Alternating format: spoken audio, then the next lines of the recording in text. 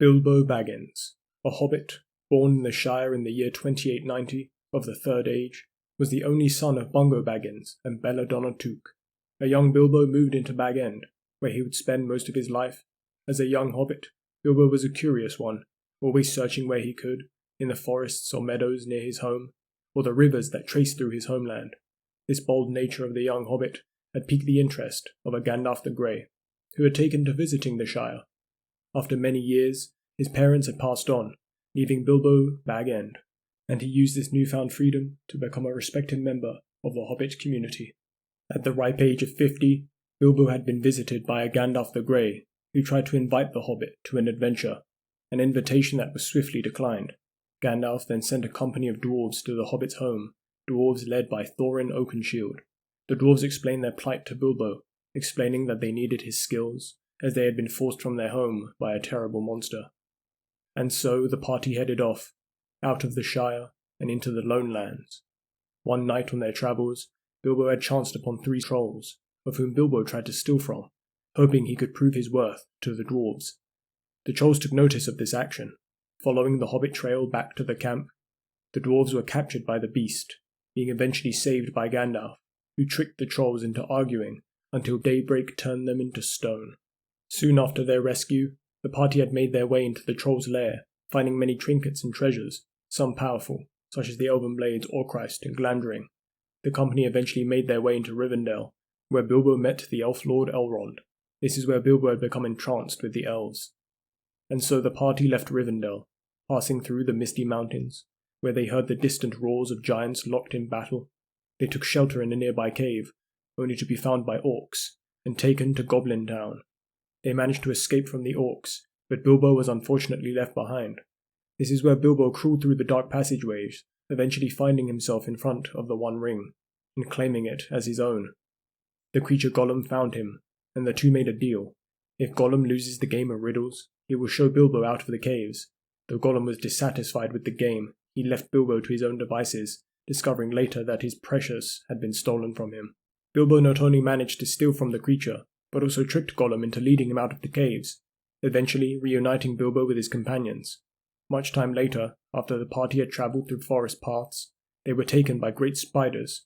Bilbo courageously cut through the cocoons of the spiders, and distracted them with a song of insult, even slaying some with masterful rock throws, and the cool steel of his blade's sting.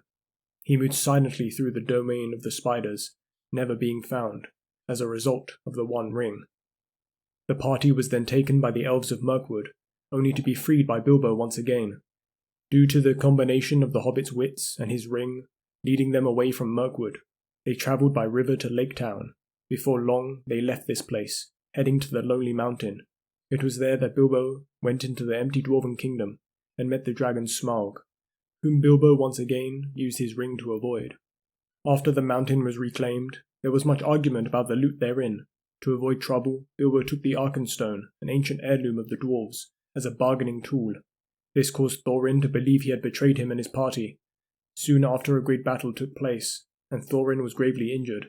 As he lay dying, Bilbo visited him one last time, and Thorin said sorry for how he had treated the hobbit.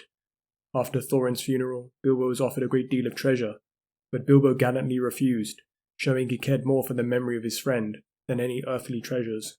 Bilbo and Gandalf began their journey back to the Shire, returning to the place in which the trolls had been turned to stone. It was there they dug up some treasure that the dwarves had left behind, prompting Bilbo to offer it all to Gandalf to help the peoples of Middle-earth.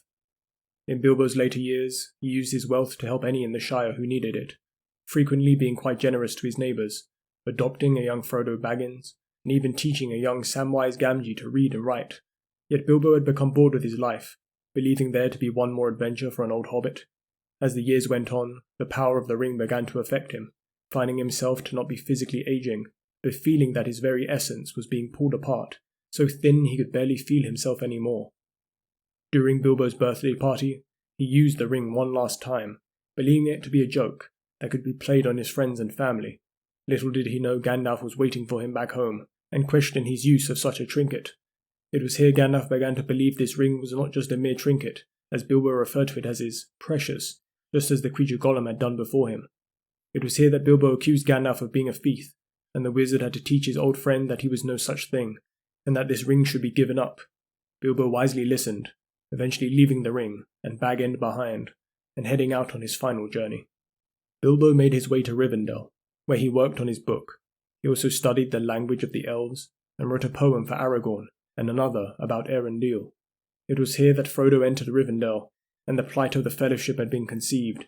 Bilbo bravely offered his services, though with his advanced age, could never make the journey, and so he passed his blade and mithril shirt to Frodo and bid him farewell.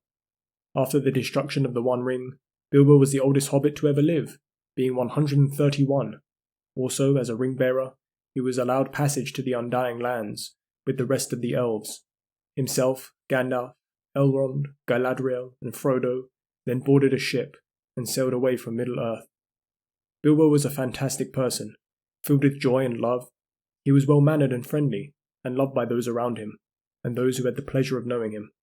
Not only that, he also harboured the One Ring for 60 years, constantly fighting its dark influence, and showing himself to be a particularly strong-willed hobbit.